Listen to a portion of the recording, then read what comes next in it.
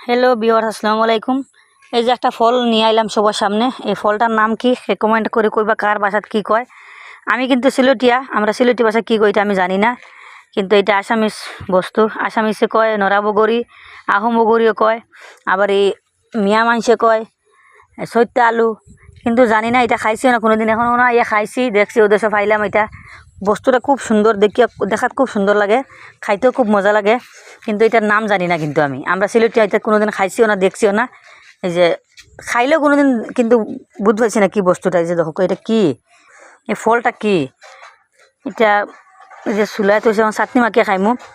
খাসাবালা বহুত টেঙ্গা, মিঠা হইলা বাড়ি বহুত টেস্ট, মিঠা হইলা বাড়ি বহুত টেস্ট। এটা খাইতেও বহুত স্বাদ লাগে। এখন আপনাদের কমেন্ট করে জানাকো আমারে যে এইটা ফলটার নাম কি। আমি সঠিক জানি না, কেউ কয় নরা বগরি, আহম বগরি, সৈত্যা আলু, এখন কোনটা আমি নিজে জানি না।